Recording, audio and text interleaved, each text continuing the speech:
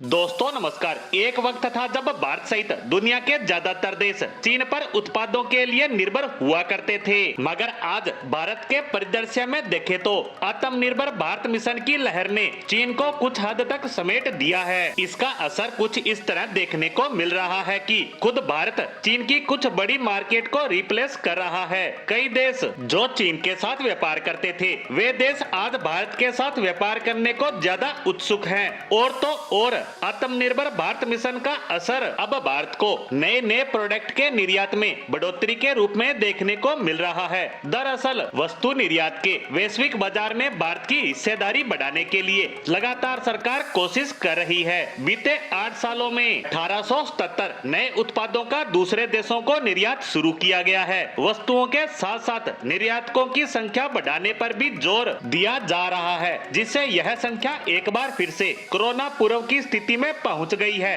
अगर बात करें मौजूदा कारोबारी साल के पहले 10 महीनों की, तो 2023-24 के अप्रैल से जनवरी में ऑस्ट्रेलिया को किया जाने वाला निर्यात 16.19% और सिंगापुर को होने वाले एक्सपोर्ट 2022-23 की समान अवधि में 12.81% बढ़ गया है। वहीं इस दौरान भारत के सबसे बड़े एक्सपोर्ट मार्केट की बात करें तो अमेरिका को किया जाने वाला निर्यात घट गया है। आंकड़ों पर बात करें तो इस अवधि में अमेरिका को होने वाले निर्यात में पिछले वित्त वर्ष के मुकाबले 4.01% और जर्मनी को किए जाने वाले निर्यात में 5.35% की गिरावट दर्ज की गई। वाणिज्य मंत्रालय के आंकड़ों के मुताबिक चीन से होने वाले आयात में चालू वित्त वर्ष के अप्रैल से जनवरी में पिछले वित्त वर्ष के पहले 10 महीनों के मुकाबले महज 2.58% की बढ़ोतरी दर्ज की गई है। वाणिज्य और उद्योग मंत्रालय के मुताबिक 2015-16 से लेकर 2022-23 के दौरान 2105 नई वस्तुओं को निर्यात बास्केट में जोड़ा गया।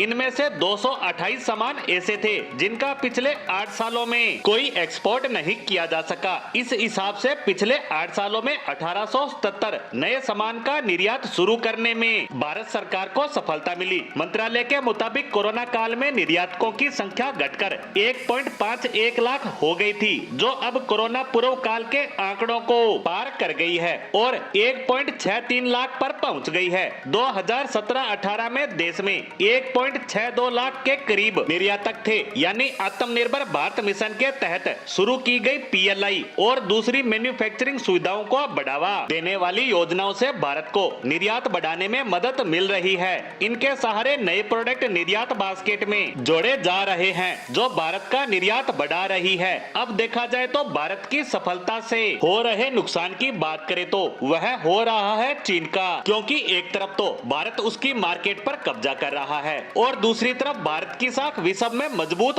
हो रही है। इसी के साथ भारत के निर्यात से जुड़ी इस महत्वपूर्ण खबर पर हमारी आज की पोस्ट को यहीं विराम देते हैं। धन्यवाद।